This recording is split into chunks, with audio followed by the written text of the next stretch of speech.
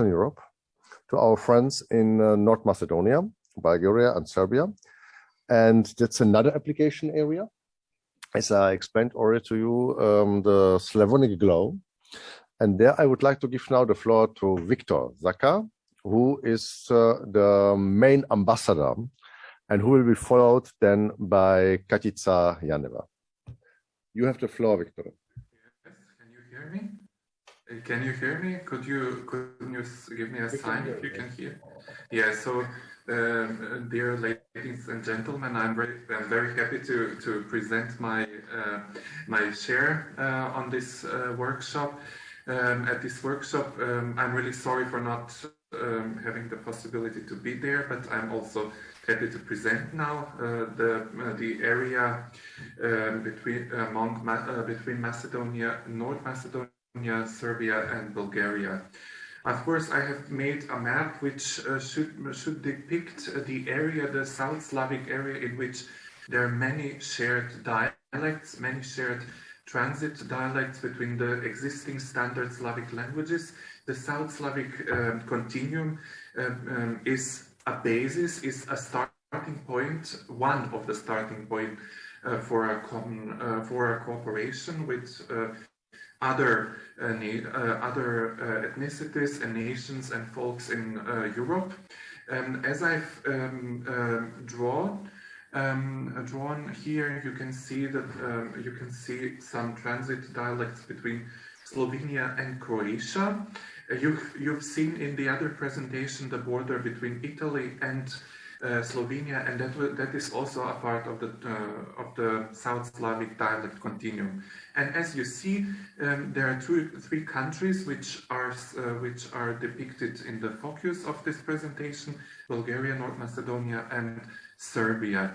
They already have a very rich cooperation. They were once also part of one country. They were some of them were part of one country longer and in the very close past. And they share also common features, common culture, and very similar linguistic traits. It is also important to mention that there is not only a South Slavic continuum here, but also a Romance continuum, which begins in Istria and ends in Romania. That's the part of the Eastern Romance continuum, to which also Aromanian, Megleno-Romanian, and Istro-Romanian belong. So these transit dialects between the Slavic standardized languages are the basis of a cooperation. We should not, to my opinion, we should not concentrate only on language, but also on culture. So there is a lot of shared heritage between these three countries, Serbia, North Macedonia, and Bulgaria, which already have among themselves some reciprocal contacts. And the three different languages, but sharing transit dialects, due to the South Slavic dialectal continuum, are the basis of a possible cooperation. So it is a linguistically and ethnically colorful area, in which also other ethnicities and minorities live, and which are also part of these three countries. We should not forget that there are also some forgotten minorities, such as Judezmo, which speak as a variety of Spanish, but which is dying out in these three countries. The same can be said about Aromanian. So there are some initiatives existing in these countries. The last one is Open Balkan. It should be emphasized that these three Balkan countries, although they are not part of the European Union, they respect more and intensively minority rights than some members of the European Union, which in theory are respecting as a part of the large family the European as cultural European principles, but then in practice they do not implement some basic minority rights, which some of the minorities from these three countries should or maybe have to have in these European member states. So as I said, Albania, North Macedonia and Serbia share now also some economic and educational bonds, but this common experience can be also shared with Bulgaria. Some of the, as we already spoken, there are four pillars in which this cooperation should take place in Lusatia and also in other parts, maybe partially, maybe totally. So in all four pillars can be done something on up to the bottom and bottom up, bottom to the up. So direction. And of course, a coordination office should coordinate the local activities. I will come back to the border area between Bulgaria, Northern Macedonia, and Serbia. They share a triangle border. I have done some spots on my map. Bosilegrad and Kustenbil and Kriva Palanka are here drawn, but there are also some cross-border cooperation in Kняževac and other parts, Pirot and on the other side on the Bulgarian border. So the main target should be the network establishment or reinforcement of the network which already exists between some of these three countries. On a democracy level, we can say, so let me proceed to the four pillars. On a democracy level, we can certainly organize many various activities which should consider the implementation of history telling, for example, because each of these countries has its own way of telling history, and as we've heard at the beginning of this workshop, everyone should treat the other one with respect. Everyone has its own perspective, so if the other perspective is not your own, then you should also try to hear the other perspective, say you're not agreeing with it, and then say what's your perspective, but not argue about it.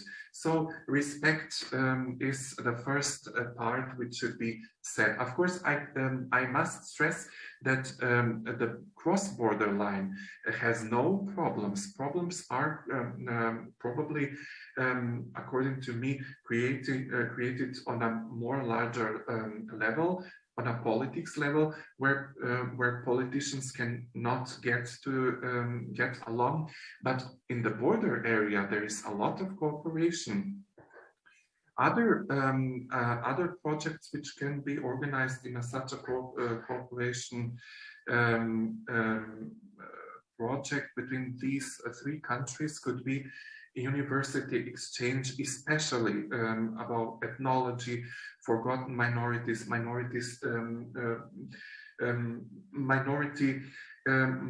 languages in education.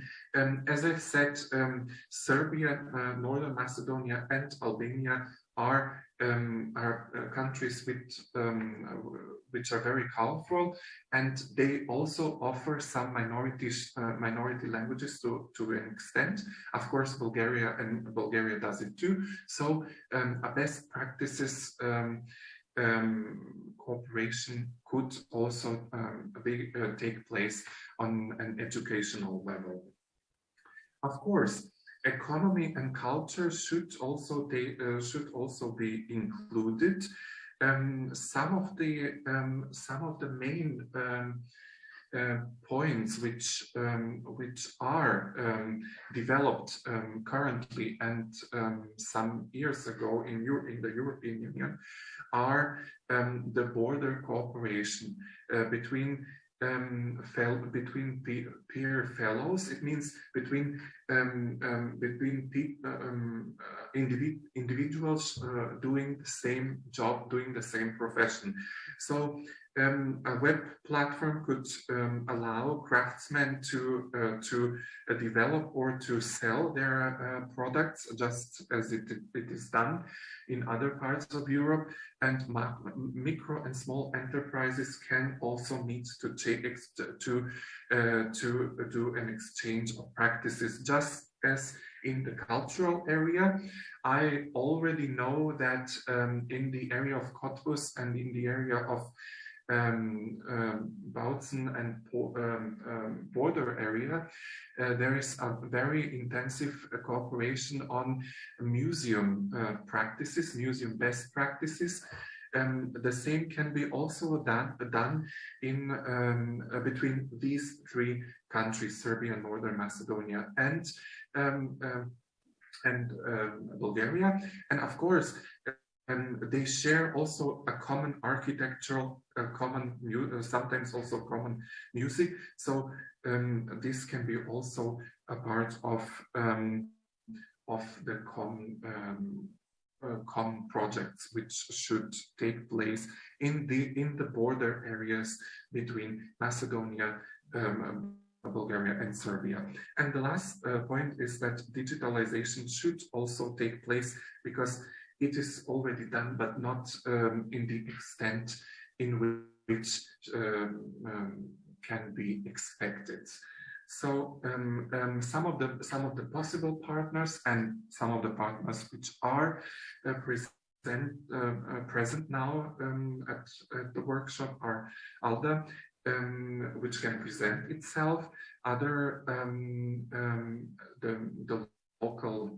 the Community of Local Democracies, which is already an international institution with a network, other NGOs, the universities, and the chamber, possibly also the Chamber of Commerce. So these are just the main lines of the cooperation. Of course, something can be some share can be added also from the side of ALDA. I'm very thankful for your attention. Thank you. Thanks a lot, Viktor. Now I would give the floor to Katica. Katica Janeva, who is with us from Skopje, from the ALDA, which Viktor already mentioned. So Katica, please go for it. You have the floor. Hello. Thank you, David. Thank you, Viktor. I hope you can hear me well. So hello from Skopje. I will be really short because Viktor present everything which is linked with our part or our work. So I'm representing the European Association for Local Democracy, who actually recently joined this initiative. We are a French registered association who is dedicated to the promotion of the good governance and citizens' participation on EU level, in the neighborhood countries, but also and beyond. So we have our headquarters in Strasbourg, but also regional offices in Europe. One of our offices who is actually in charge for the coordination of the activities in the Western Balkans is based in Skopje, and I'm the head of the office. ALDA is also an umbrella organization who is coordinating what we call the Agency for Local Democracy, who are locally registered associations based in countries who are aspire to be part of the EU. Therefore, we have a large network of, I would say, offices here in the Western Balkans region, and one of those offices is actually based in Knjaževac. Viktor explained that the city of Knjaževac is a city who is in southern Serbia and is on the border with Bulgaria and Macedonia, and it is that region that we would like to tackle with this initiative and our activities. How we entered actually this program or this project, because a big part of our action is based on cross-border cooperation as well. So implementing EU projects and cross-border initiatives allow us to have a very big network of partners in the region and to know the topics that are locally important or the local issues. So in that sense, one of the topics of our work is also the cultural heritage, different ways of cultural heritage, and the linguistic cultural heritage is important topic. Why? And I will just explain, because nowadays we're actually living an issue based on this linguistic question, and it's a conflict between Bulgaria and Macedonia, which block the entrance of North Macedonia in the EU. So therefore, we considered, me and ALDE as an organization, these kind of initiatives are very important, maybe in the sense to try to discuss, to open a dialogue regarding certain very important political problems and questions, but just on some different way.